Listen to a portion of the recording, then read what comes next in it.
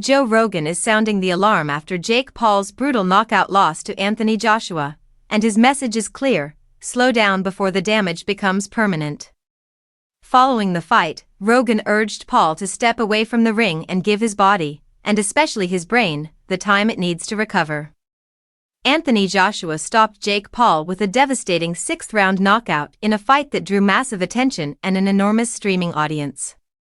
While the spectacle was a commercial success, Rogan focused on what really matters once the cameras turn off: the long-term cost of taking that kind of punishment. He emphasized that getting knocked out and absorbing heavy strikes is not something fighters can simply shake off and move past. Rogan warned that rushing back too soon can lead to serious consequences beyond physical injuries. He spoke candidly about how repeated trauma often shows up later in life as depression, emotional instability, addiction, and impulsive behavior. According to Rogan, these issues are common among fighters who stay in the game too long or ignore the warning signs their bodies give them. The concern is amplified by the injury Paul suffered. A broken jaw alone is serious enough to keep him out of action for months, but Rogan stressed that the real danger lies inside the head.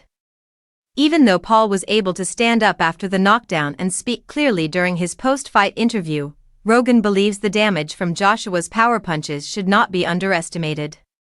Rogan described it using a simple but sobering analogy. He believes fighters only have a limited number of hard shots they can absorb over a lifetime, and that final right hand from Joshua burned through a big chunk of that total in one moment. In his view, it was not just one punch, but the equivalent of multiple concussive blows all at once. Beyond recovery, Rogan also pointed to a clear area Jake Paul must improve if he plans to continue boxing: cardio. He noted a consistent pattern where Paul looks strong and dangerous early, then fades as fights go deeper.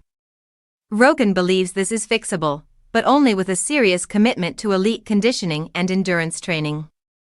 He made it clear that Paul has real power and legitimate skills, especially in shorter fights. With a larger gas tank and smarter preparation, Rogan thinks Paul could be far more successful against high-level opponents. But none of that matters if Paul ignores his health. The message is not about quitting. It is about survival, longevity, and making smart decisions before one night in the ring turns into a lifetime of regret.